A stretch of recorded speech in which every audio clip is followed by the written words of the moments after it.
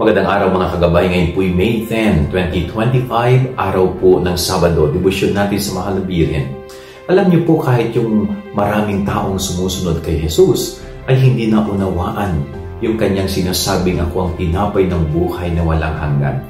Kaya ginawa po nila, iniwan nila si Jesus. Tinalikuran nila ang Panginoon.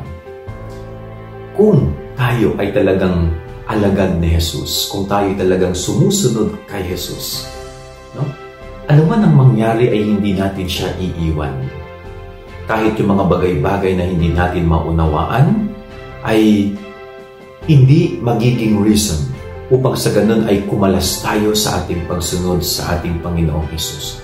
May wisdom, may karunungan palagi ang bawat salita ng Panginoong Jesus, ang bawat ginagawa niya, may karunungan yon. Hindi man lubos na maunawaan ng ating isipan. Pero along the way, na talagang ipapaliwanag ito ng Diyos sa atin. Sana ho, wag nating tularan yung mga taong nang iwan sa Kanya. Dahil lang sa literal nilang inuunaw at hindi nila kayang tanggapin yung sinasabi ni Jesus, iniwan na nila si Jesus. Hindi ho ganun.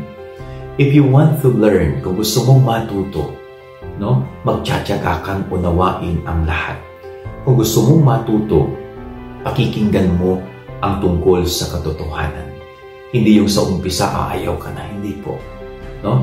Maging totoong disipulo tayo ni Jesus. Yan ang ating gabay-aral ngayong maghapon. God bless po sa inyong lahat. Pagpalain kayo ng Panginoon.